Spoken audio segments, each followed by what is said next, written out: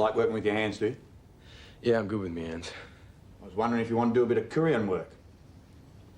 $500. 500? Not enough for you? No, yeah, that's five. Yeah, that's great. 500's good. Good. Well, I want you to go down to Bondi, see a chick called Sharon, drop a big pile of cash on her. Yeah, how much? 10 grand. Yeah, what's it for?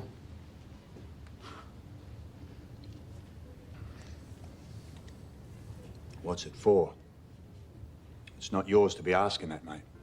Hello, listening people. Hello. You're listening to Spit and Polish Presents Pictures Powwow. I'm one of your hosts, Ryan Sawinski. And I'm the other one, Bartek. Hello, Bartek, how are you? Good, how are you? I'm doing extremely well because I'm spitting and being in the top 10 Polish podcasts while I do it. That is a thing you told me. That is a thing that is a correct fact. Polish language, though? No, just Polish podcasts. Because we don't do the Polish language No, thing you anymore. do. You can still do it. What's the title of the movie we're doing in Polish? Go, 3, 2, 1. Dwie ręce.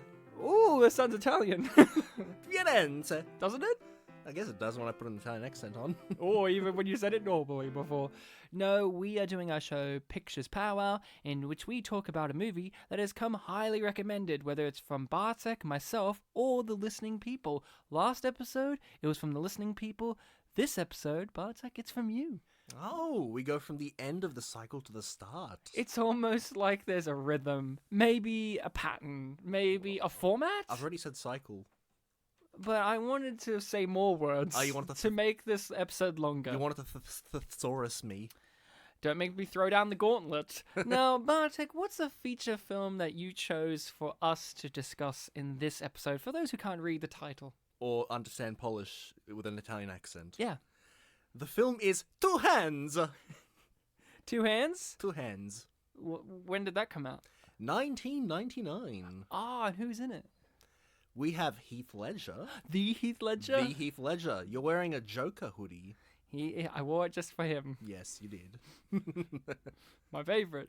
Heath Ledger's in this. Anyone else of note? We've got Brian Brown. The guy from Gods of Egypt? The guy from Gods of The Egypt. god of Gods of Egypt? I believe Akko's played by David Field. Yeah, who... I'll get into him, but... And there's a guy from Swift and Shift Couriers in it. Oh, yeah? I'm surprised you're not saying Rose Byrne. And Rose Byrne. She's been in a lot of stuff. We had her in Annie. The 2014 Annie. She was the social worker lady. We did have her. And I asked the question, why do people love Rose Byrne? And I'll ask that in this episode too. Well, she was bottom listed on Wikipedia's cast list for some reason. Alphabetical? Rose R? The good first name? I don't know. Well, Heath Ledger was top billed, so... Well, because he's hot. She's hot too. You can't have it two ways. So we're doing the 1999 Australian film Two Hands. This is one of the few Australian films that we've covered on the podcast in general. I would say that we've not covered very many. Only like the weird stuff in the mystery box are proper ones, and then Kangaroo Jack's set in Australia, but I wouldn't say it's Australian. And then Wolf Creek too. But this is a real ochre Australian classic. So if you have not had the chance to watch Two Hands, do so, because we're going to talk about Two Hands in depth. We're going to go into all the nuances. We're going to go into history or lack of history. We're going to go into all the stuff that goes on. Recommend checking out Two Hands. Go ahead, come back, listen to our episode after you've watched the film, so you can get a deeper understanding of what we're getting into. But if you are not Australian and you're watching Two Hands, this is very Australian. This is very a specific type of Australian culture that existed and still exists, but it's slightly different today because this movie's like nearly 2 decades old now. Literally. So it's 2 decades old. So, but still would recommend. Happy 20th anniversary. Especially if you're a Heath Ledger fan, you would appreciate this movie. And if you're into real good acting in general, especially someone like Brian Brown, who is a well-known actor over in America too. He's been in a bunch of stuff over there as well. We already said Gods of Egypt. Gods of Egypt, and let's not forget Cocktail with Tom Cruise. And Tom Cruise still considers Brian Brown one of the greatest actors he's worked alongside, so I don't know. But, okay, Two Hands. Now, Bartek, just give us a quick rundown of what Two Hands is about. So Two Hands is a crime story. It is a story of a young man, 19-year-old Jimmy, played by Heath Ledger. He's got a sort of acquaintance relationship with this big crime boss guy named Pando. That's right. Played by Brian Brown. Played by Brian He Brown. prayed about it every night. He's like, "Can I please play Pando? Can I please play Pando, God?" And God's like, "Yes, Brian." And at the start of the story, they're both basically think like, yeah, they're the good guys. And Pando gives Jimmy a job to deliver, just a very simple job. Here's 10 grand, take it to this place, you're done. That's it. That's the job. Things go wrong. He fucks it up because Rose Byrne has blonde hair. That's the movie. And nicotine addiction leads to tragedy. Yeah, but the woman inside the flat dies choking to death because of cancer and heart attacks and bad stuff. And Rose Byrne is somehow in this movie as the girl. Bartek, is that all you want to go with the plot of this? I mean, more things happen. More things I will get into, but basic That's the summary setup. is young idiot loses money, angers crime boss, GTA 6 in the works. GTA San on Sydney. So This could have been GTA 3. It was between 2 and 3, I think. no, they should have made this GTA 6 now. And they just call it like the Australian edition, where you have people with like shitty Australian accents. Like, they don't get Australian actors, they get like American actors doing these accents. So We're they're in like, Australia. we're in Australia, you see. Tomatoes are yum-yums. We gotta beat them in Melbourne. Yeah, I'm in Brisbane right now. So, Bartek, you chose this movie. Tell us about your history with this feature film starring Heath Ledger and Rose Byrne, directed by Gregor Someone. James, I think, who made Ned Kelly and some other projects. And the editor of this movie is not only... He edited Dark Knight Rises. Yeah, And that was he a fun fact you told He's me. edited pretty much every Christopher Nolan movie since The Dark Knight. So there was a connection from the previous film, not just the fact that Dark Knight Rises obviously is a part of the Chris Nolan thing, and that had Heath Ledger in The Dark Knight, but this movie also had the same editor. The editing was better in this. it wasn't It was. incompetent. Yes. So Bartek, history. So in 2010 I was in year 11 and I did Unit 1 and Unit 2 media. Basically just year 11 media in Victoria, the state that we live in. And in this class, I think I might have mentioned it a few times, either on the podcast or just to you, Ryan, that we studied vampire films for a bit there. But then Blade. we watched a scene from Blade and talked briefly about it, but I haven't seen Blade fully. And then for some reason, maybe this was after the vampire stuff, we watched the film Two Hands. Yeah, this isn't a vampire movie. It's not a vampire film, no. There is a sort of undeadish character in... Well, We'll no, get into we'll that. get into it, because that's something I forgot. It's the beginning of the film. I wish I could forget. We studied this film for a bit, and I guess we did assignments on it, but I can't remember what the assignments were. I just remember watching it and thinking, oh, that was a good film. And whenever you and I talk about Australian stuff, this was like the one thing I had over you. Like, oh, I've seen Two Hands, and you hadn't, so that's the main reason why I picked it. And also I wanted to revisit it after, 9 years. Did you like it when you first viewed it? Do you remember enjoying the film? I remember enjoying the film. There was also that whole layer of I'm watching it in my old boys school class, so we, had a big group laugh about it. So I was like, oh yeah, it was funny too. It was actually funny. It was I was funny. waiting for you to be like, yeah, they were laughing about how bad it was or something, but it is an actually funny movie. Yeah, it was funny. And rewatching it again last night, just on my own after 9 years, I still really enjoyed it. Interesting. So you just mentioned my history. I hadn't seen this movie before doing it for this. You've mentioned it over the years, and you really sold it as, that Heath Ledger movie that everybody knows and loves. Two Hands. And I'm like, I don't know it, and I don't love it. What is it? You're like, it's a movie about Heath Ledger, and he's like, owes money. And I'm like, ugh, that sounds like a classic.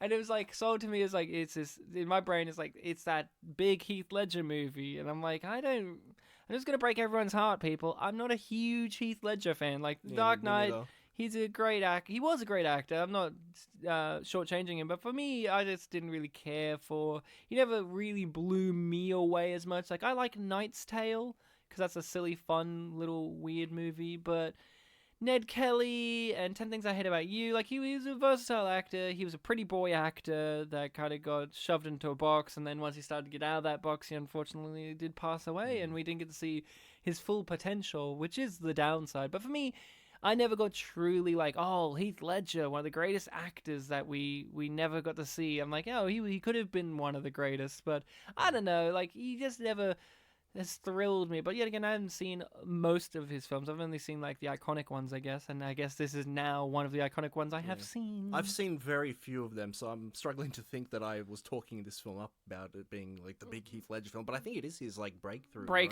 At least for Australian cinema. Yeah. So, so I saw this film last night, and I thoroughly enjoyed it.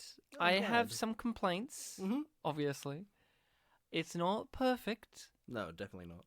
It's weird for no reason. There's a ghost character that we'll get into that we mentioned already, but boy oh boy, does it not work. God, I forgot about that. And so does the movie. It does. This movie, this is the thing that I had a barrier between me and this movie, though, and this is the barrier. Bartek is the barrier, because while I was watching it, I was thinking to myself how I've shown Bartek Australian media in the past.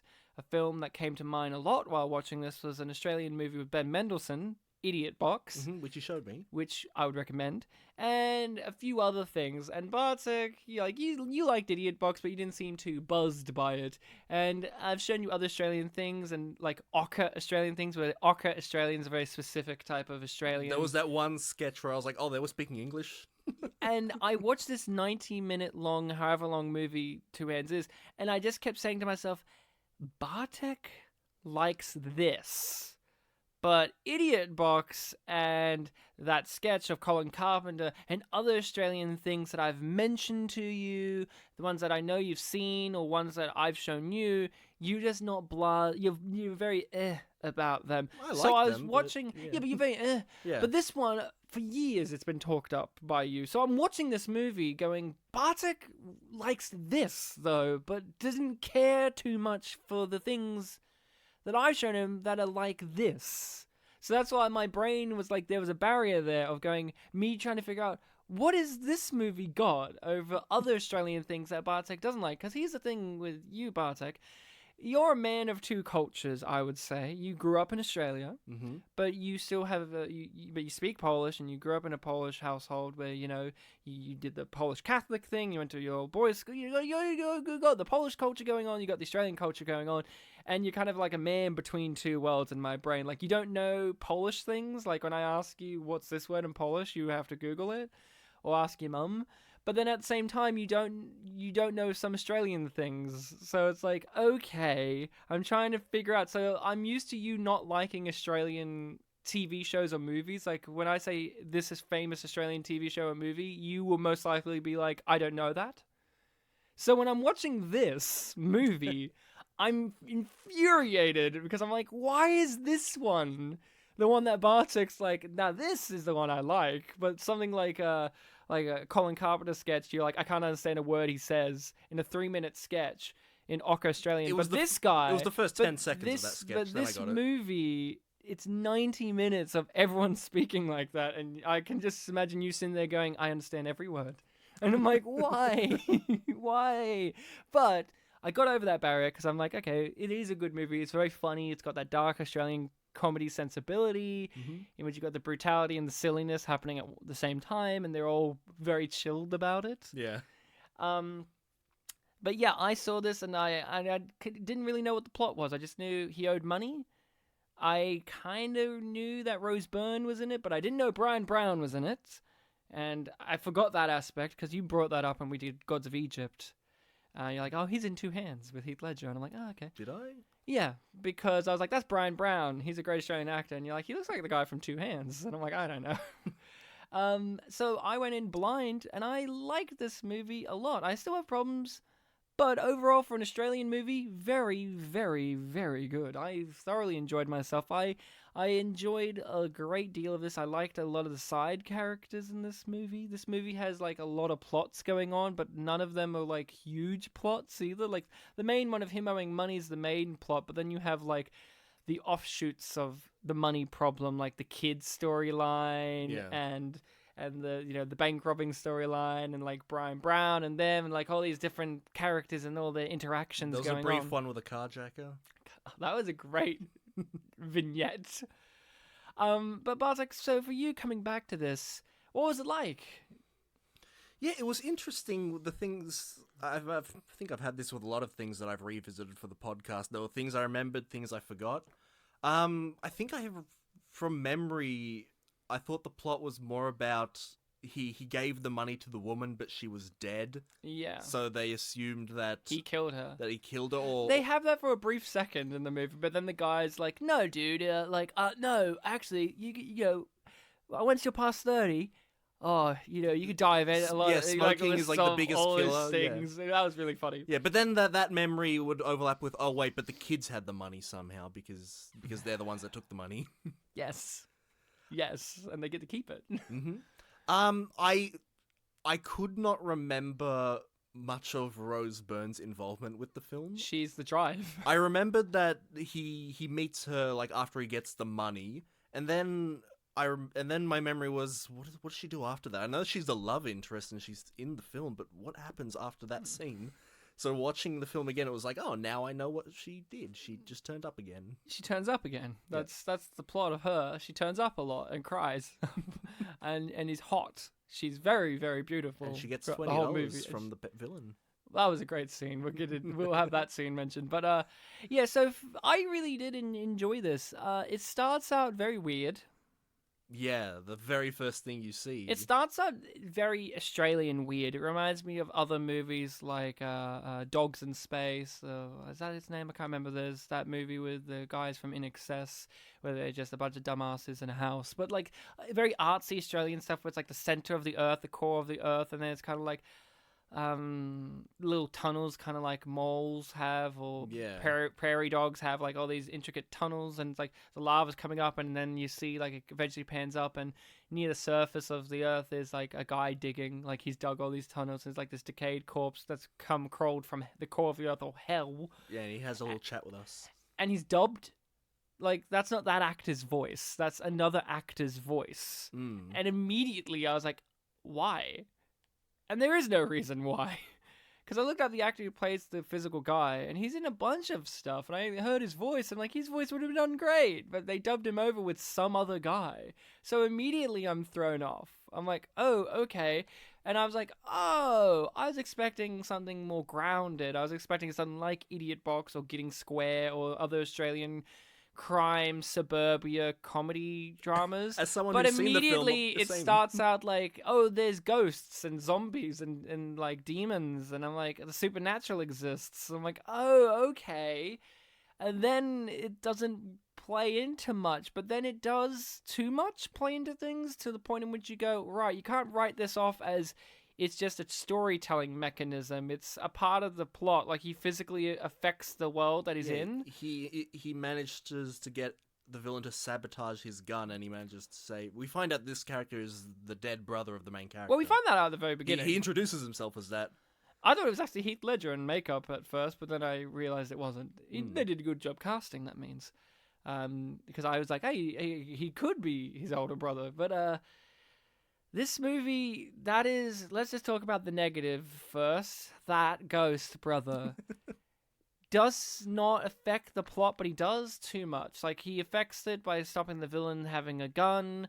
He does it by waking up Heath Ledger at a certain point in the movie by touching him. He kind of warns characters of things, but kind of not. Like, it's so like he gives infuriating because you know that this exists. He influences characters' intuitions, I guess. Yes, he does, and it's so annoying because this exists so that the writers can write something for themselves. This exists so that it can come across as an artsy movie, instead of coming across as just your normal suburban nightmare crime movie. Because Australia has a real big problem when it comes to movies. We can only make 5 movies, and they're all the same movies. So we can do something like Mad Max every now and then, your dystopian road warrior nightmare world. We can do just your larrikin comedy where people drink beers and say things in loud tones. We have an occasional sci-fi movie that's shot here, but not really an Australian movie like Pitch Black or Matrix. We will do a musical once in a year, like once every decade, or something or other. Or we do those quirky movies like Muriel's Wedding or The Castle, like those quirky comedy movies with some tinge of sadness. Or we do It's So Tough Living in the Suburbs of a City and we have to resort to crime. Like those are this few movies we can make. Yes, and this was a musical, right? I wish. I wish this was Brand New Day with Jeffrey Rush, but it isn't. This is Idiot Box. This is Getting Square. This is like a bunch of those. This is Death in Brunswick. This is like a bunch of these Australian. Isn't it tough to be lower middle class or lower class or even sometimes upper class in the suburbs? And you resort to crime or you resort to drugs or you resort to just doing dickish things for fun.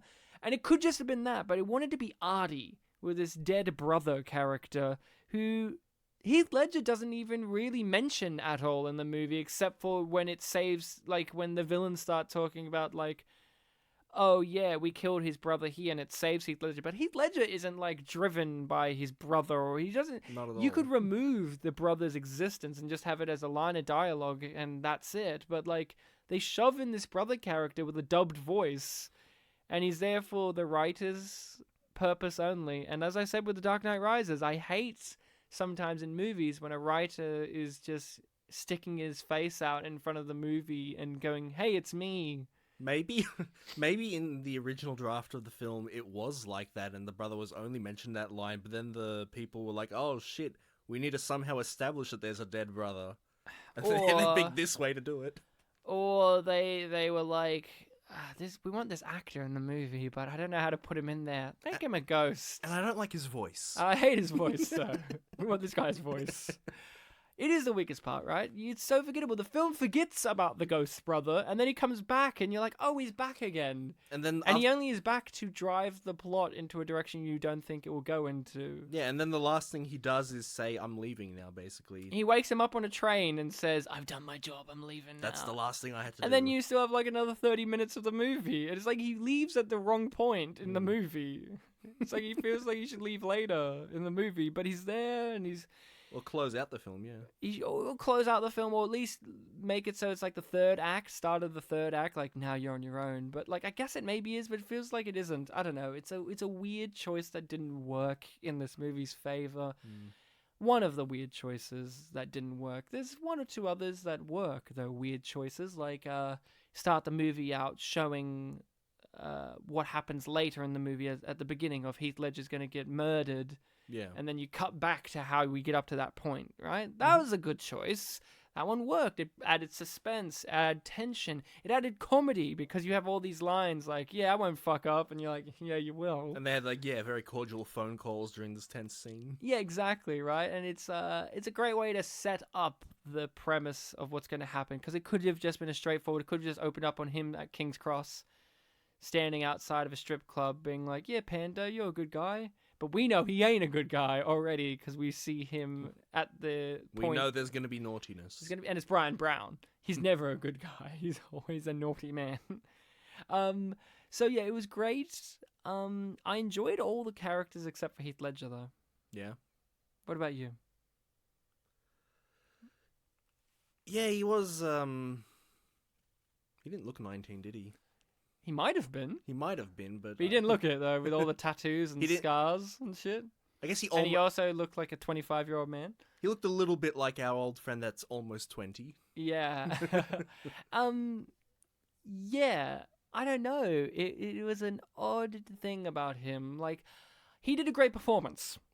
I think we can both agree on that. Definitely, yeah. My big problem with Heath Ledger in this movie, his character, is he's dumb, but not dumb enough. He's too competent, but he's too dumb at the same time. Do you know what I mean by this? Like, he makes a really dumb decision that makes the movie happen, but his character seems too level-headed and competent to have made that decision in the first place, if you know what I mean.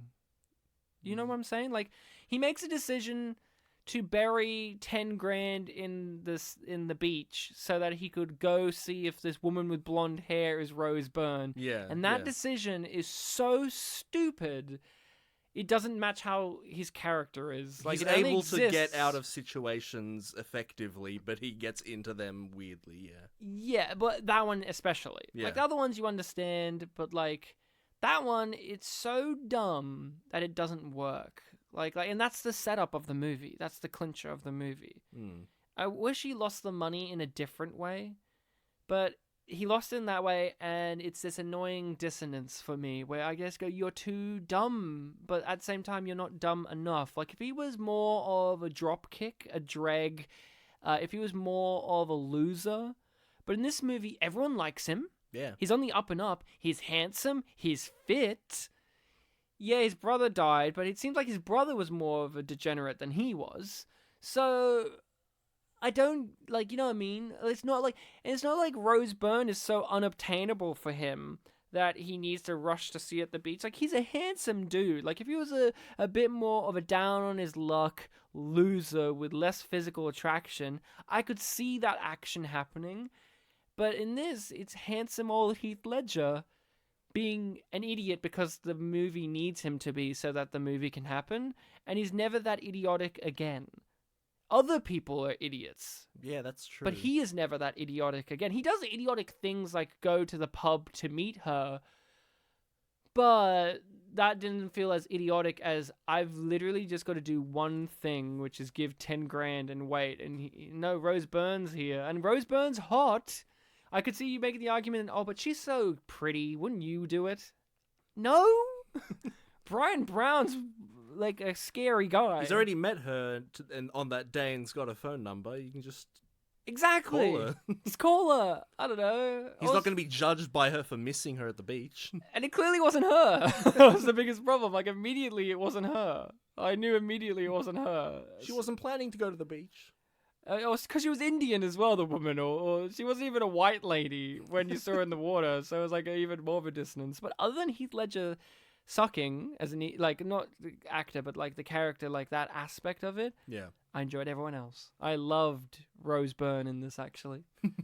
I did. I genuinely liked her in this, and I'm not a guy who she on paper and with my track record, she would be a character I wouldn't necessarily like. She's that kind of, you know, oh, I'm this feminine character that doesn't even have really any agency, and I like taking photos, and I'm artsy, and I like kind of mirroring what the main character's problems are by showing them. But I actually liked her. I think it was her performance. I genuinely was like, I like this person. I want to hang out with Rose Byrne's character.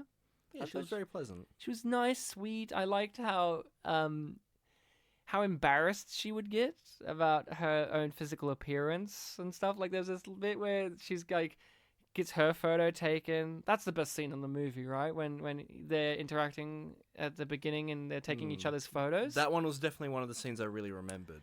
It's really great, but From then these I like when 90s. she's showing him the photos, and then she goes, "Oh, and there's one of me," and it's like kind of quickly puts it away, and he's like, "No, let me see that." I really like that about her. Mm. She's kind of like really embarrassed about herself as a person, but not to a point where it's like, "Oh, woe is me" Yeah. about it. Bartek, who was your favorite character in this? I think throughout the 9 years since I've seen the film, Akko was the one I really remembered. It is Akko, isn't it? I thought it was Akko for some reason. It's Akko. Akko was fucking brilliant. No, I think it is Akko. Akko. Yeah. Sorry, I thought you said Akko. Did I? Yeah, Akko. No, it's Akko. Akko is fucking brilliant.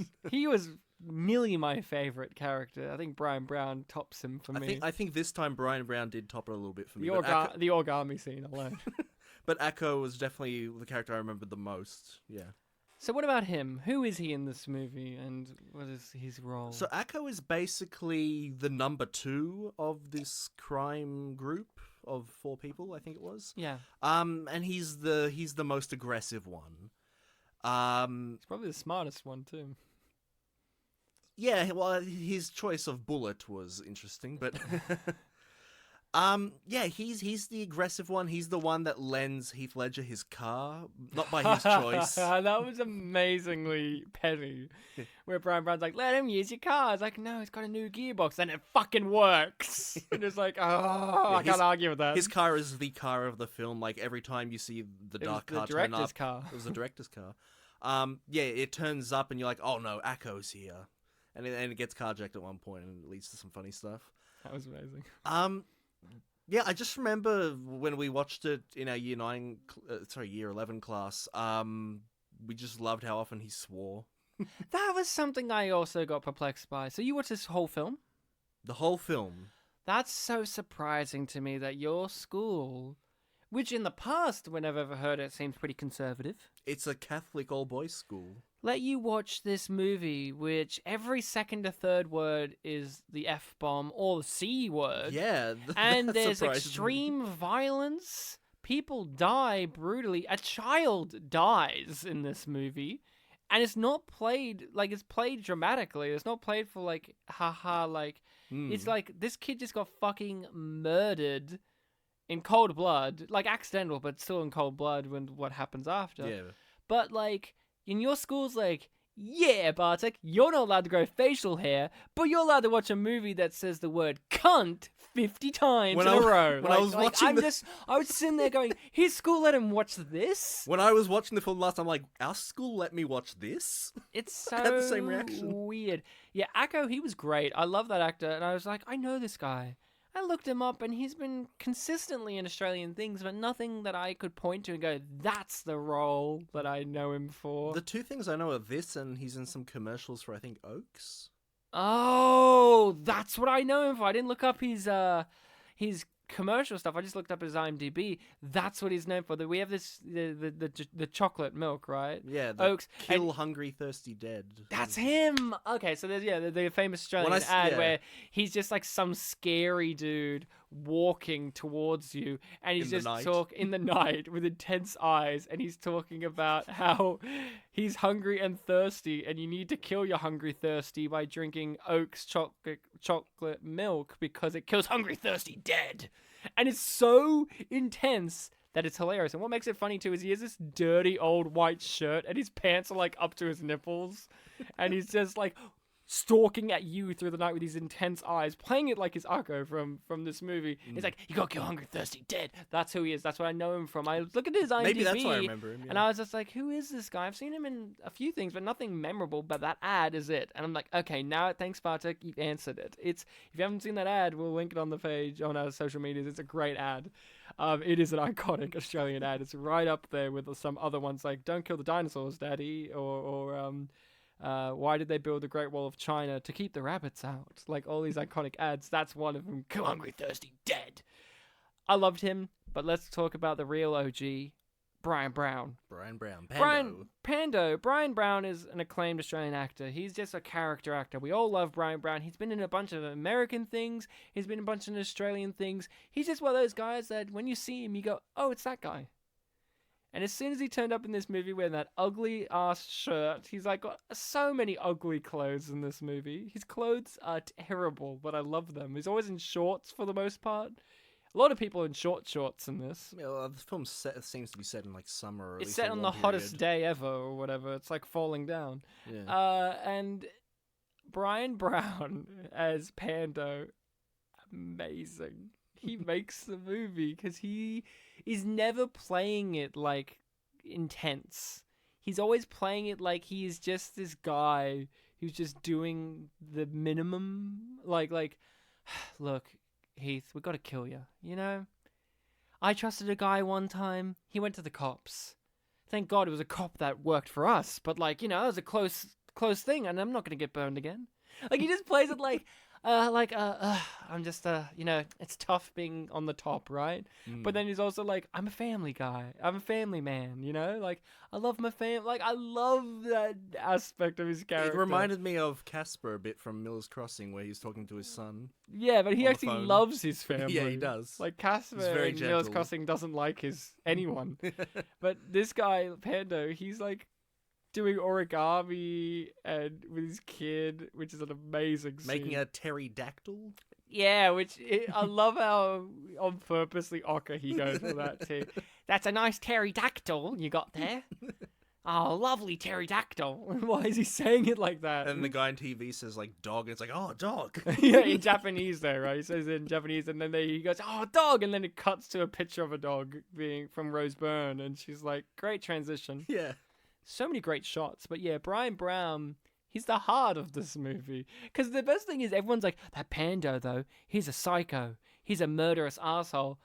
But he's really not. Like, yes, he is, but he never plays it like... He's not playing it like Begbie from Trainspotting. He's not playing it like this scary motherfucker. He's playing it just like a guy. Yeah, and the recurring line of the film is the main character who is being targeted by Pando keeps saying, Pando's a good guy, though.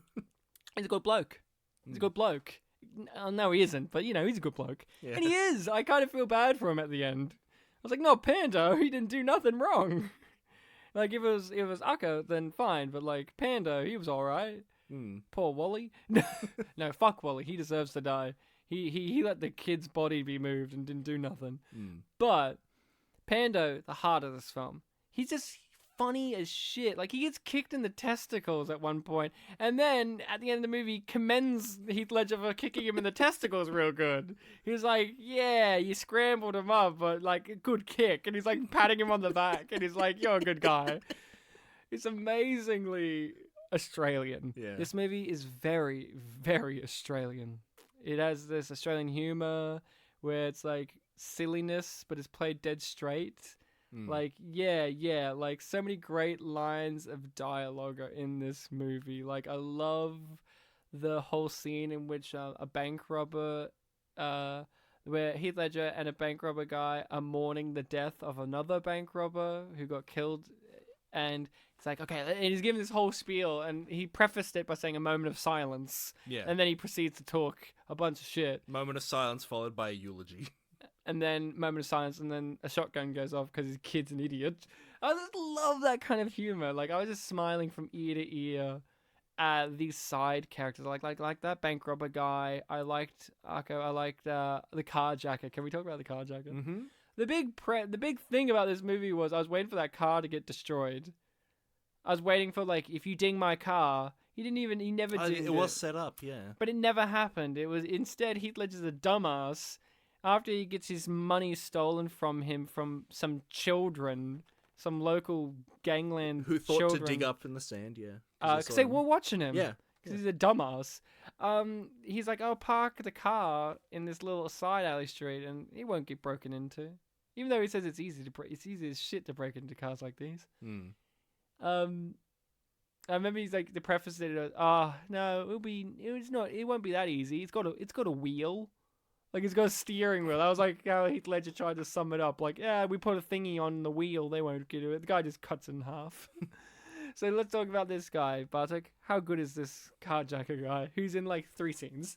Yeah, he steals the car, he goes to the mechanic, and then it cuts away, then it cuts back to the mechanic, and... the mechanics have told the other mechanics that it's the guy's car, and they're like, okay. Yeah, the mechanics they're friends with Akko, and they like, some dude just turned up with Akko's car. We're gonna tell Akko. Yeah, it's like John Wick. It's like, you stole John Wick's car. Yep. The mechanic dude is in Swift and Shift. He's the obese guy who gets subtitled the whole time because he's. I'm not shocked. Yeah. I'm not shocked. And of course, Akko shows up to get his car back, and I love this. This movie gets really surreal, and it works at points, and then others, like the ghost thing, it doesn't work. Akko's there, and they just grab the guy, and then it hard cuts to, like, a car engine tied on some chains in some water, and the guy's being dragged down to the bottom of the sea out of nowhere. And it's like, and the guy's screaming to death, and it's, like, horrible. Then it cuts to some jaunty scene, and I'm like, what? There goes the carjacker. That's resolved. And he gets his car back, and they use it as a threat throughout the rest of the movie. Like, ooh, it's his car. When I thought they were going to set up like he fucked up his car, and he's like, oh, but instead it's like, no, he gets his car back real quick. Because these guys are connected, even though there's 4 gangsters. And when they do, catch Jimmy, they ask for the keys back, and he just gives it to them. Yeah, which is nice of him. Yeah. Which is really nice of him. It means that he brought it to the pub and everything. Yeah. what do you want to talk about with this movie? There's a lot of Australian-ness to it. Mm. You've not been you've been to Sydney, right? I've passed through it on a night where my dad was driving us up to, I think, Queensland, but I haven't really, can't really say I've been there. This is very Sydney movie. It's obviously shot there. A lot of Sydney is there. Like Sydney and Melbourne environments are very different. Mm. Sydney, they're a lot more chilled. It seems like in every movie, it's all like these Australian ones, like they're a lot more like Darrow and chilled, while the Melbourne ones are a bit more organized and terrifying. But in these movies, the Australian Sydney thugs are just like pterodactyl, like pterodactyl. I've got a kid, and like, oh, let's take a moment of silence. Like, there's an honor code that's really dumb, but in like some like underbelly, like they're legit scary criminals that will hurt you in Melbourne. But the Sydney ones seem like they could just be your mates, like, Unless you steal Acco's car. Right. But even then, he's okay with him at the end of the movie. When Heath Ledger gives them the money, he's all fine with him. He's actually like, hey, you want a job? Like, all of them are fine with Heath Ledger at the end of this movie. Well, he didn't steal the car. He No. just abandoned it. He just It's abandoned different. it. But he has no problem with them. He's like, okay, you know what? You're fine in my book. So even that is like, you fucked us over. We could still kill you. But they're like, you know what? You're still on the gang. you proved yourself. We've mentioned the bank robbery scene. That has a funny turn to it. So basically, Heath Ledger has to get the 10 grand, and of course, he has to rob a bank to do so. Yes, he wants to return 10 grand to Pando because that's what he made him lose. So Exactly. he's got to balance it out. Yeah, he's got to balance it out. And Yeah, and he has wasn't his sister? no, it Who's was a that woman? friend. It A was friend. A very, very motherly kind of friend that really looks after Well, him. she is a mother. She's got Yeah. like kids everywhere. Yeah, she's the one that he turns to when he's in this deep shit trouble.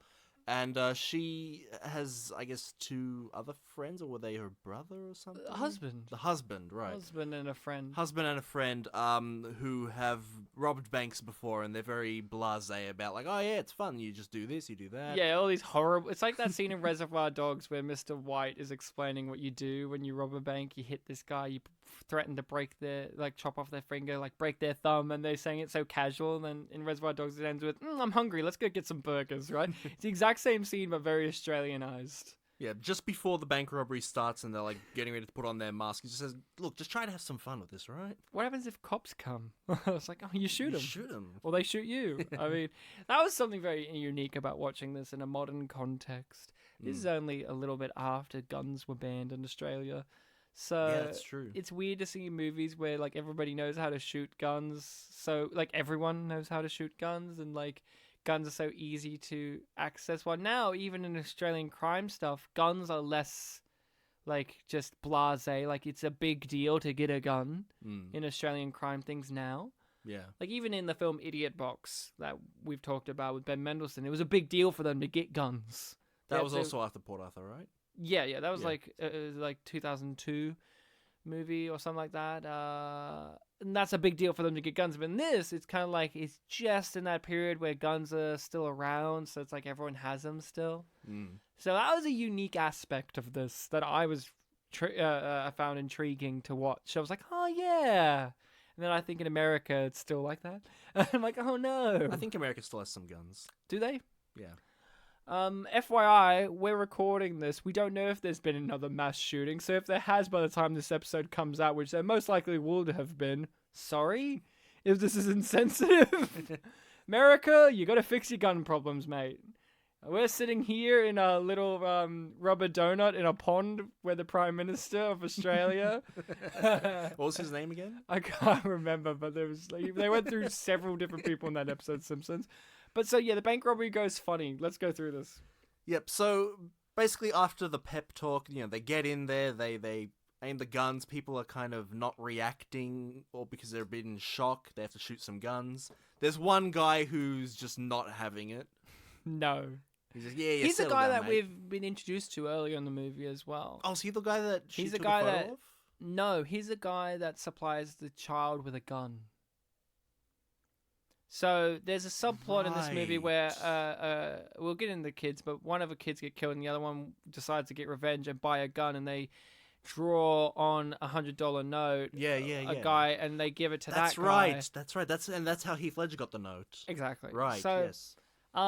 yeah, and then it comes back at the end, but we'll get in the kids' storyline. But yeah, so there is that one guy, and he's been instructed, like, you just hit him with your gun if they don't listen to you.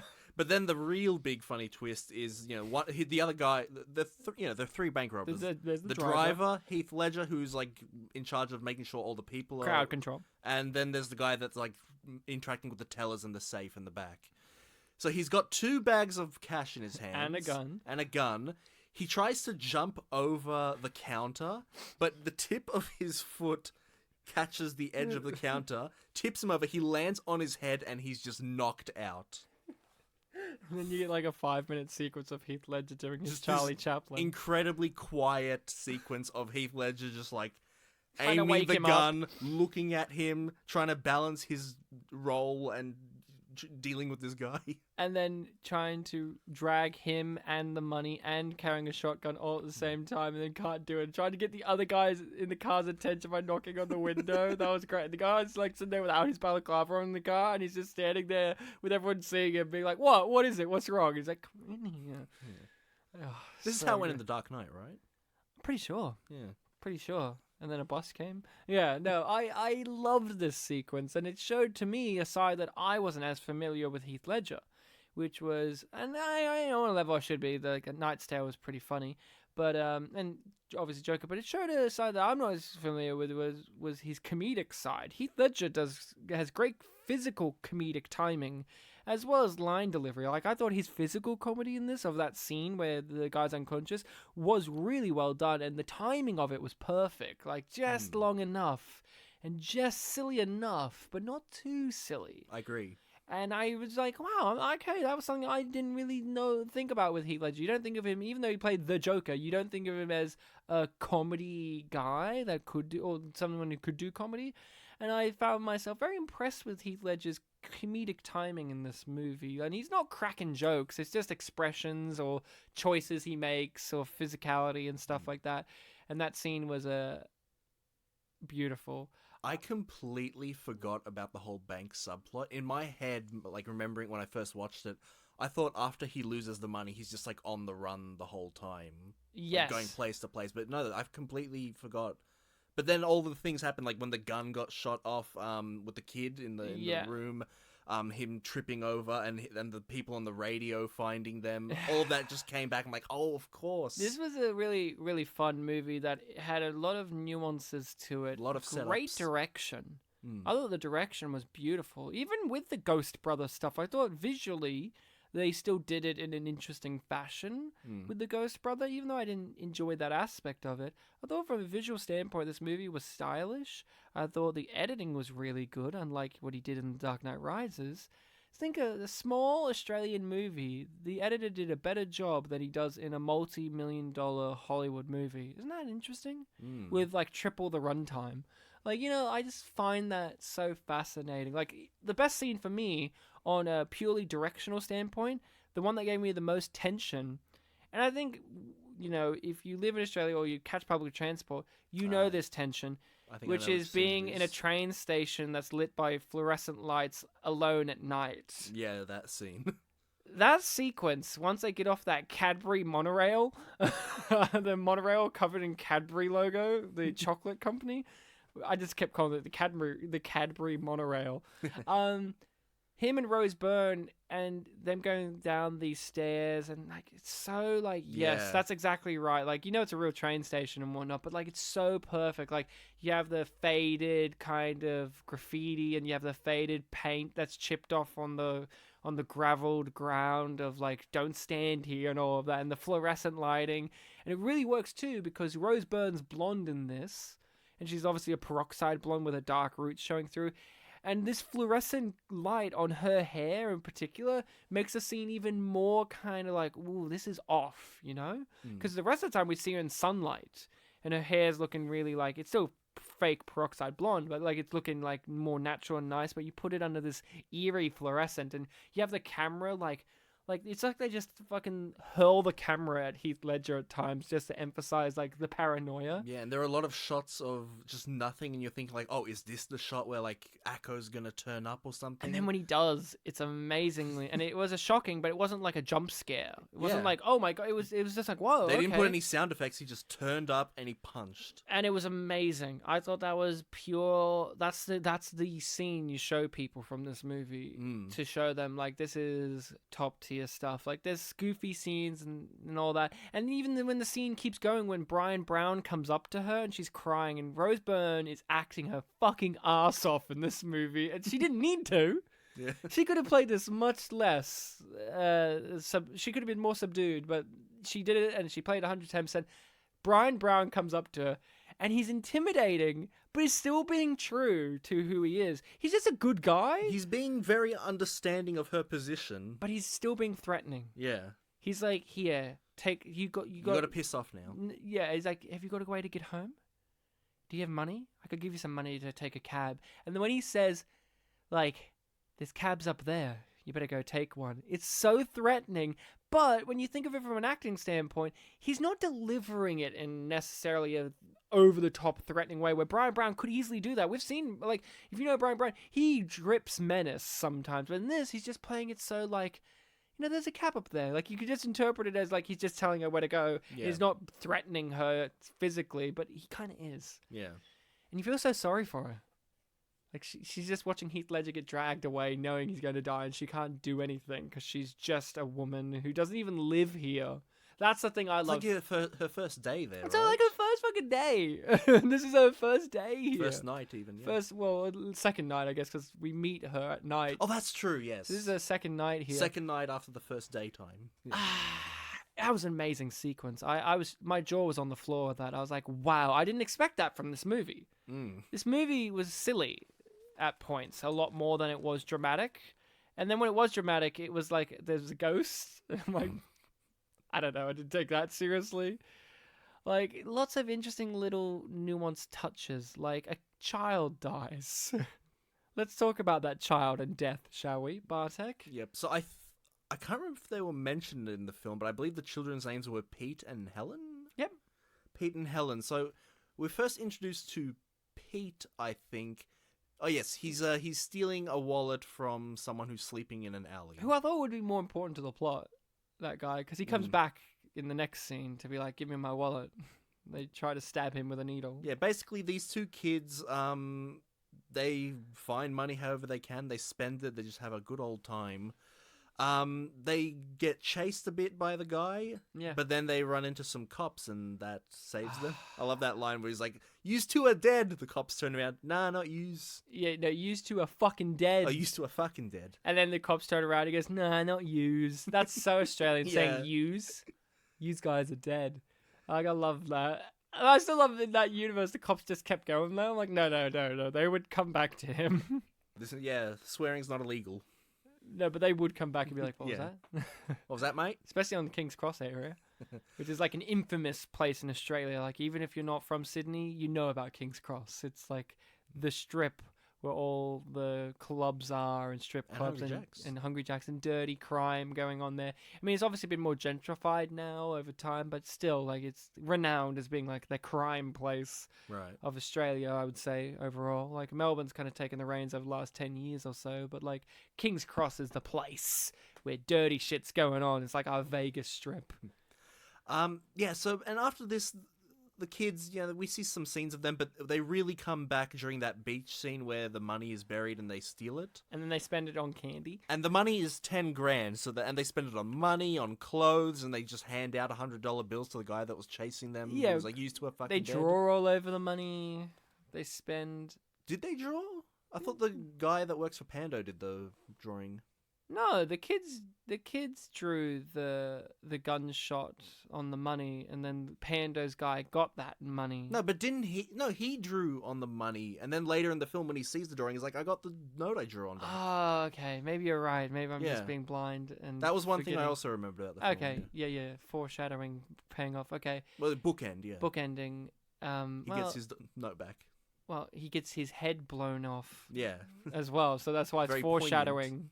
Yeah, foreshadowing his demise as well as Pando's demise, and everyone gets shot in the head. And and after a few scenes of these two kids just hanging out, spending money. I thought they were good actors too for kids. I thought They were. I thought she was very good. Yeah, one of them, the guy Pete, turned to Helen and was just talking, walking backwards a little bit, and Akko runs into him. It was shocking. I was like, whoa. And it looked really good. For like a cheap Australian movie, that kid getting hit by the car was amazing. But you know what made it even better? Akko's reaction of looking at the broken light and being like... He comes out of the car and obviously walks to the front of it, and you're thinking that he's going to check on the body, but he like squats down, looks at the light, and he's like, oh. And then he just casually moves the body, doesn't say anything, just moves it. Yeah, and the guy that did draw on the money, was it Wally? Yeah, Wally. Yeah, Wally's a bit shocked by it, and he like looks at the girl with a bit of... And they just look at each other, but he doesn't do anything, so fuck Wally. Yeah. Like, fuck him. Yeah. He's still a piece of shit. He deserves to die in the end still from her. She's the one he looks at. Yeah, and this incident obviously breaks her. And then she's like, I gotta get a gun. And we don't see her for a while at that point. She goes to get the gun from the guy and gives him that $100 note that's been drawn on, and then he goes to the bank, and then it comes back into the hands of the criminals at the end. But she gets the gun. We don't see her for a while, then we see her just shooting with the gun, and then she comes back at the end. Did we see her shooting with the gun? Yeah, in a warehouse. It's intercut with they're gonna shoot Heath Ledger in the field or the swamps or wherever it was. Okay. It intercuts with her and the ghost brother. The ghost brother's standing offside, and then it cuts to her, and she's shooting as the gun's not working for them. So we established that she's practicing how to shoot, at least. So that's good. But we don't see her for a while until very much the end. And this is when my complaint comes in again, Bartek. At the end of this movie, Heath Ledger sorts out the crime mob, he gives them the money, and he stands up to them, and he makes a decision not to be a part of the system. They killed his brother, after all. Yeah. They're still dumb and perplexed. They don't understand why he would stand them up like that, but okay. And they're counting the money, and the guy has the $100, and Heath Ledger's walking out, and he walks past the girl. Yeah. And he looks at her. And she looks at him, and they give each other this long, acknowledging look. Him's more so. She's more on a mission. Yeah. And he hears the gunshots, and he just keeps walking like, yeah. He never met her before, though. No, he hadn't. So that was my complaint. Like, I'm a bit confused. Like, it's feeling like he knows what she's about, but Okay. he doesn't. I didn't really get that feeling that he knows What did she's you about. get from that then? Like, he looks at her like this look of acknowledgement, like, oh, I know what you're going to go up there for. I thought he gave it just kind of like a blank look, like he was still recovering from what he just went through. But then when he hears the gunshots, Did he hear the gunshot? yeah, he's literally walking. You see I know a shot of th- him, and I you know hear there's- I know there's a- distinctly gunshots, and it's done in a way where you're on the outside of the building hearing gunshots. He just keeps walking, and he's just like, yeah, that happened. I thought that was just a sound effect that carried over. No, into the I next took shot. it. I took it as that. Like I took it as he looked at her with an acknowledging look. I think maybe the movie's trying to do this, where at the end when she murders these people, it zooms in on her eyes, and she has the fiery eyes like his brother. Maybe you could argue on the artsy fartsy thing, he recognizes that look of vengeance kind of thing. Oh, like it's my brother. It's like what my brother has or what I had earlier in the movie. I But it thought didn't of- work for me because it felt like, to me, with the way that scene was constructed for me personally, it felt like he should have known who she was at this point, but it didn't work. A very similar scene happens in the film Lock, Stock, and Two Smoking Barrels, where a certain crime boss gets killed in certain ways, and it's like characters that have intersected through the movie and all that, and some of the characters know the characters that have killed the other characters and some don't, and it works because they interact like, oh, I don't know who this person, or what's happened here, or oh, I see what's happened here. But like this year just felt a little bit like, okay. I just saw it all as like, as soon as he leaves the room with Pando and all that, he's putting it all behind him. He doesn't care about anything that happens next. So I guess that would fit into like the look of like, I don't care what you're doing. The gunshots, I don't care that there are gunshots. Anything else you want to discuss about the movie itself? The movie itself, there was something. I guess we did just mention the shooting scene at the end where they played the song. That was something else I remembered about the film. Yeah, they played the song. I really liked when they were in the car driving to kill Heath Ledger. he's like, "Oh, I love this song." And it's like a really sweet old song, like it's nothing even menacing. And Brian Brown's just like, "Yeah, I love this song," and it's like played for menace, but it's like the juxtaposition of what the song is was brilliant. The music was really good. Yeah, like the end song. I can't remember what it's called again. off the top of my head. These Days by Powderfinger. Oh yeah, and that would have been one of their first big songs used in a feature film as well, right? Powderfinger was only just starting then, I would say. That was a song I knew, and I was surprised when I watched the film the first time. I was like, oh, it was made for this scene. There you go. Not even for this film, but for that scene. Okay. I read this trivia. I didn't about realize that. I didn't see that piece of trivia actually. So that's apparently interesting because that's a huge song for them. Apparently, the director showed them this scene. It's like, can you make a song for this? And they made this song. And I like Powderfinger, so it works. Yeah, this movie's really good. I have nothing more to say about the movie, individual scenes or things and stuff. I just really appreciate this type of movie. This is very Australian. It is one of the 5 to 6 movies we make, but whenever we do make them, I do enjoy them. My big problem is I've seen ones, for me, done better, like Idiot Box, which one day we'll hopefully cover. My big problem with it is Heath Ledger, I didn't believe his character's idiotic choices.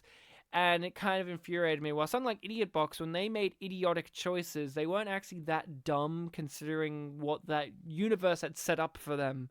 In that movie, you get this whole idea that they're these disillusioned people stuck in the mundane boringness of lower-class western suburb life. Well, Heath Ledger, everything's going right for him, and he still fucks it up. Which I can see working, and it has worked in other things, but it just didn't work for me. Rose Byrne, giving a great performance, and I just want to say with her, I've always asked, why do we like her? And I'm not saying that she's not a bad actress, I just want to know, what is it that she's known for? Because everyone kind of knows who Rose Byrne is, but I don't know what the thing she's known for is. I looked up her filmography, and I'm like, is it the Insidious movies? But I remember when they came out, people were still like, oh yeah, Rose Byrne, that well-known actress, Rose Byrne. And I looked her up and she's like, one of the hottest women voted in 2006. And like all these things. I'm like, yeah, but what was she doing then? She was just doing like little Australian things and whatnot. And she's actually acted with she's been in a Brad Pitt movie, which is kind of funny because in this movie they mention... Oh yeah, that character we haven't mentioned yet. He mentions like, oh, you into movies? You into Heath Ledger's dumbass not friend from his strip club days. Yeah. He's funny. He hasn't really gone on to do much. I was a bit surprised by that actor. I thought he was really good.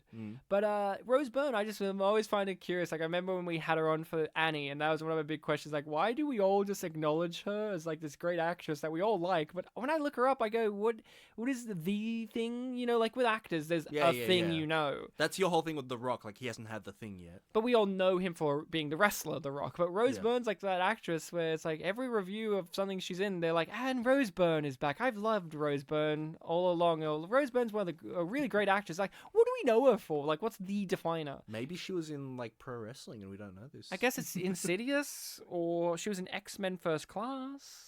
There's Moira Taggart. I don't know. I looked her up and I was like, is this it? I don't know. I don't remember anyone being like, yeah, she was the best part of the Glenn Close TV show Damages. I don't know. But I enjoyed this movie. I'm glad that you recommended it. It was different. I'm glad that I had seen it. Like, it will be added to the pantheon of those Australian suburbia nightmare movies where you turn to crime. And the comedy and Brian Brown alone is worth watching it. I'd recommend it, definitely. I was a bit unsure at first with his Ghost Brother. The Ghost Brother doesn't work. I will say another thing that didn't work for me, not the chemistry, but the romance itself between Heath Ledger and Rose Byrne's character. I think you needed at least 2 more scenes between them just to kind of flesh it out more. Maybe I'm just getting old and soft. I had the same complaint with the new Spider-Man movie. It's like I would have liked more scenes dedicated to them interacting with one another. Yeah, that scene, the first time they see themselves in daytime, the photo scene. That was a great scene. It was a great scene, but there was a definite awkwardness between them, and I feel like they... And that's on purpose, and obviously, yeah, that's intentional awkwardness, but the thing I'm saying is how they moved away from it. The next time they see each other, there's not as much awkwardness. Yeah, there's a different type of awkwardness because he's pretending everything's fine, knowing things are going to turn sideways real quick. Yeah, have like a middle scene between those two. Yeah, I would have just like 1 or 2 more scenes of just them interacting. And also the movie ends weird. The Yeah, movie's it like ends on, them like, a at the little joke. airport, and he's like, I don't know how to pay. Do I pay with money? He's like, what did you think? You're going to pay with bananas? He's like, I've never flown before. It's a weird way to end the movie. Yeah. But overall, I would recommend. I enjoyed it. Thank you very much for recommending it, Bartek. I'm very glad that you enjoyed it. Your final thoughts on this? God, it sucked. No, I enjoyed it. I really enjoyed revisiting it.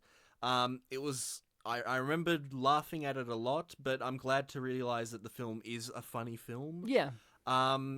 Very intense scenes. I appreciate them a lot more now, having grown up, even though I technically studied it Yeah. for a bit.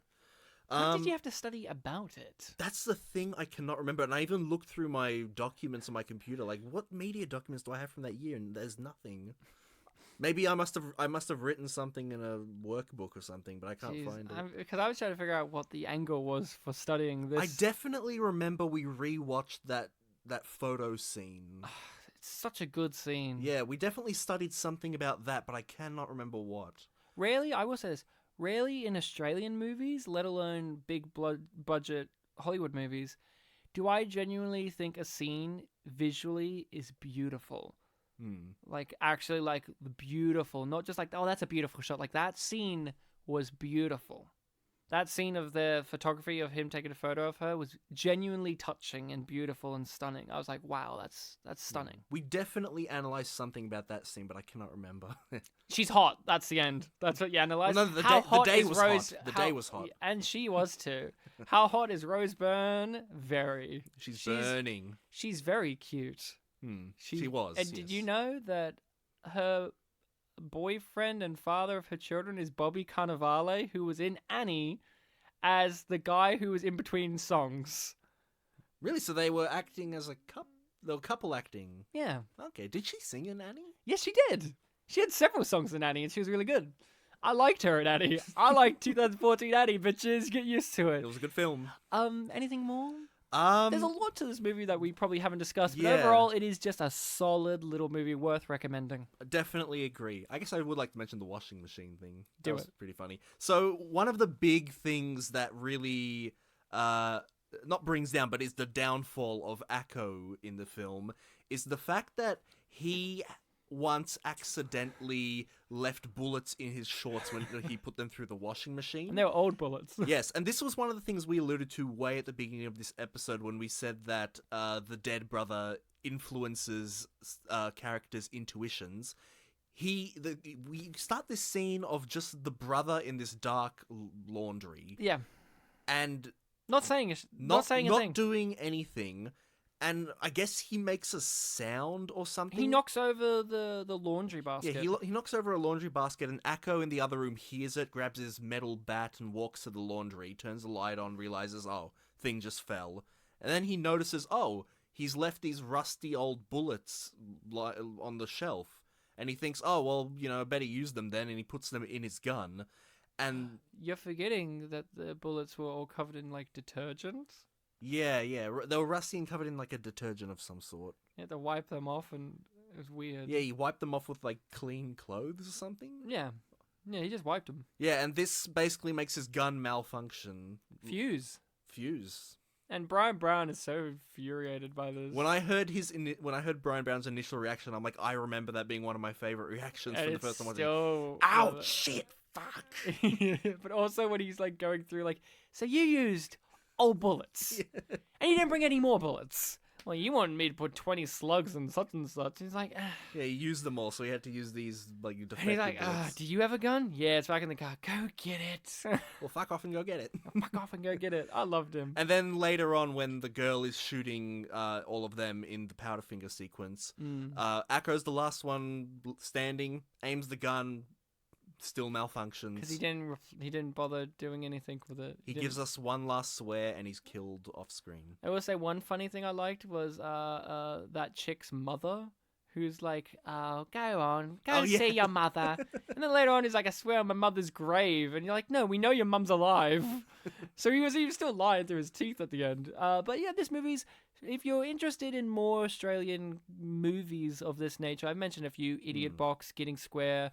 There's a few others I'll probably throw up on the social medias as recommendations for this type of movie. Like, this is a very Australian type of film. but they're fun movies, and even there might be a cultural difference for some. They're still unique and interesting, and it's just an interesting perspective to delve into. And they're fun, most of them. I would say most of these movies have a fun atmosphere, even though they're dealing with dark subject matters of crime and death and misery. That's about it. Well, Bartek, I think it's time to get into the plug zone and plug in a promo from one of the amazing podcasts that have given us a promo for their show. Of course, I would suggest to any fellow podcaster to email us or contact us on the social medias. We're on Facebook and Twitter, Spit and Polish Presents, and our email is spitandpolished@gmail.com. If you're a podcast and you want to get in contact with us with a promo or want to come on the show or just kind of get in touch, you can contact us through any of those. And if you're just a general listening person and you want to give us some feedback, say, hey, I don't like what you said about Heath Ledger not being as cool as I think he is, Ryan, contact us on the social medias like I just stated, or the email. Film suggestions, we're always looking for some more listening people's choice. We are. Well, let's get into the plug zone in 3, 2, 1. Plug it in. Beep, beep, beep. Hi, I'm Alan, co-host of Chatz, a television podcast. Every week on Chatz, my best friend Magellan and I watch and discuss 2 episodes of a cult classic TV show with an emphasis on comedy and criticism. Shows we've covered previously on Chatz include Farscape, Freaks and Geeks, Avatar: The Last Airbender, The Newsroom, Pushing Daisies, and Babylon 5. Subscribe to Chatz wherever you listen to podcasts. For more information, check out ChatzPod on Twitter. That's CHATZPOD on Twitter. Chatz, a podcast that's almost entirely about TV. That was beautiful, Bartek. Yeah, good choice of background music. I agree. It was very YouTube music choice. Bartek, you chose a movie that I hadn't seen before. Yes, that was my one main goal for picking Two Hands. And you've chosen a movie that we both had seen before. And then listening people's choice was one that we had both seen before. But my choice was one that you hadn't seen before. Yes. So I think it's time to shake things up. Ooh. By choosing something you haven't seen before. Finally, Ryan, I swear to God, I've seen every unappreciated masterpiece, every single mystery box thing, but I pretend I don't. And we're going to watch something that a lot of people haven't seen before, oddly enough, but it's worth a watch. It's from the mind of Talking Heads singer David Byrne. Mm-hmm. It's a film called True Stories from 1986. Ooh, 80s. It's an 80s movie. It's an interesting little movie. It's pleasant. That's the difference. We haven't had a real pleasant movie. Like, Cannibal the Musical's the closest, but that movie is still about saying fuck you to Leanne. Well, yeah, the 4 films we've done so far all had crime in them. This one, I'm not too sure. I don't think it has crime in it in my memories. So the 1986 film True Stories will be the one for next week. Mm-hmm. A fun little romp. Hopefully, we both enjoy it. I don't know. To it. It's a film. Yes, and that's it, listening people. We've talked about Two Hands. Like I said, you can contact us on those social medias, Facebook and Twitter, and spitandpolished@gmail.com is our email. It's all in the description below. You can rate us and rank us and share us on all the podcast platforming sites there are. We're on all of them, basically. And yeah, just share us around like the virus we are. We appreciate all the listening and the support that we've been getting for the new format and all of that stuff. It's been absolutely wonderful. Until next time, I guess, Bartek. Remember, fuck off.